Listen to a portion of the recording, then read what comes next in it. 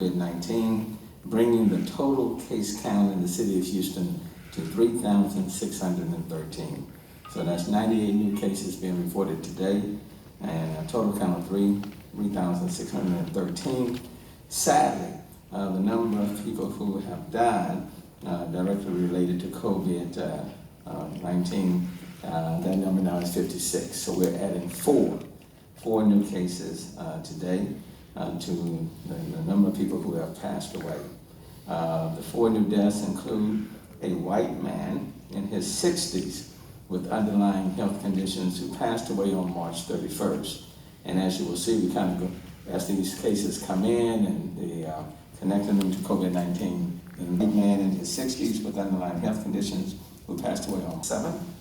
A Hispanic female in her 80s with underlying health conditions who passed away on April the 8th, and a Hispanic female in her 80s with no record of any underlying health conditions who passed away on April 25th. As we prepare for reopening businesses in stages in Houston and across the state, based on the governor's executive order, I will continue to stress the importance of testing. I will say to you that we have modified the city's stay home, work safe order to incorporate the governor's executive order and adding a few other things, one of which all city permitted and through May, and the way city employees are operating today, many of whom are working remotely, that status will continue through the month of May as well. Again, it's the testing that will give us a better sense of the extent of the community spread that exists within our city. I also want to make note with respect to the testing sites, the Butler Stadium, Delmar Stadium, Barnett Stadium, which is in East End, and then the mobile sites at Sunnyside and Kashmere. All of those testing sites are open and running, and they are available to anyone, whether you're symptomatic or asymptomatic, who want to be tested, and I want to encourage people to fully take advantage of those testing sites.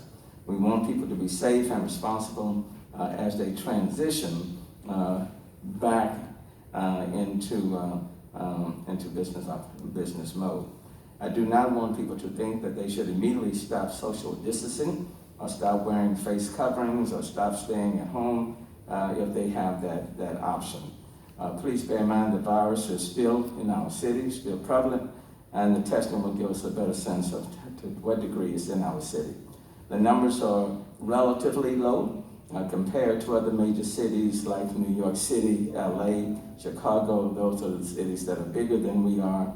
But at the same time, like many others, we took steps very early to shut down, and I think the numbers reflect those collective actions which indicate that they have been working. You could say that the virus has spread like a fire, and the curve is flattening. I think that is clear. Smother. And so, smother. Did I say that word right? Smother. I want to see if you all got it. Thank you. But the reality is, if you start coming back together, not engaging in social distancing, not wearing the face coverings, then it's almost like adding fuel to the fire. And so you may think it's out, but quite frankly, it's not out. And it will come back, and it can come back with a vengeance and be reignited. So please, as we start tomorrow, May 1st, for those businesses that will be opening up in stages, please be very, very careful. I certainly understand people are worried about their jobs, jobs and families, and we are as well.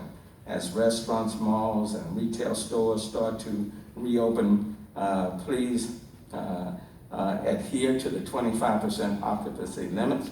And quite frankly, it's going to be on a trust you basis and self-policing because we simply don't have the resources to be going all around the city of Houston to be checking to see whether or not you're following the 25% occupancy.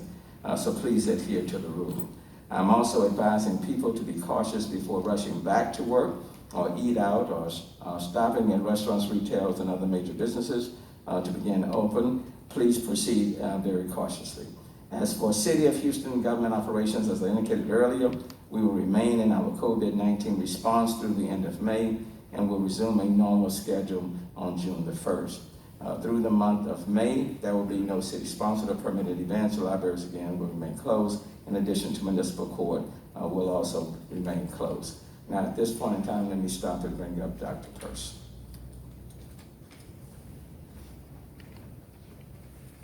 Thank you, Mayor. Couple of things. One is the mayor pointed out with the deaths that there is often a lag. And so I want to explain that a little bit. So by law, hospitals have about 10 days to report, they have 10 days to report a death to the local health department. Very often when a patient dies, the test result of the diagnosis of COVID-19 has not yet occurred. And so what we're doing at the health department is as we get the death reports in, and as we get the test results in, we're trying to contact the people who test positive in order to do our contact tracing efforts. Simultaneously, we have developed another system where we are matching test results to death certificates. And that's where some of these late delays are coming. We're finally being able to match a test result with a death certificate that's obviously generally a person we've been trying to get in contact with and we haven't. Sometimes when the test results come, there's very little information with that. There's a name and a phone number. We wish that there was more, but the labs and such are getting much better at it. But that's part of the reason why there are sometimes these big gaps between when somebody passes away and we identify that they are a COVID-related death. So I just want to explain that a little bit. In terms of the reopening and the governor's order with a 25% of occupancy for stores, I want to remind folks, the store owners, I said a couple days ago, I said we need to be smart about this. So for example, let me just paint the picture of a restaurant. That doesn't mean that you close off 75% of the floor space and operate 25% of your restaurant. The whole point of this is to have social distancing built into the business model. And so I've already had a couple of conversations with folks who had suggested they were going to close off certain parts of the restaurant and advise them that's not going to achieve the goal. And the long-term effect would be that if we wind up with spread, then it would just set us a step back. So once they started to think of it that way, they understood. So all retailers, all business owners, when you reopen the stores, the 25% is to encourage the social distancing as a function of how your business is going to work. So that goes for retail as well as restaurants, so on and so forth. And then the other thing, as businesses reopen, a lot of them, the water has been stagnant in the pipes because it hasn't been flowing water.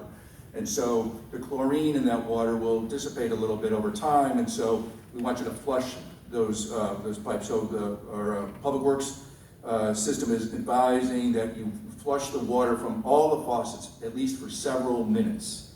And that you should, then if you're making ice, you want to run that ice machine, discard the ice several times in order to ensure that the entire system is flushed.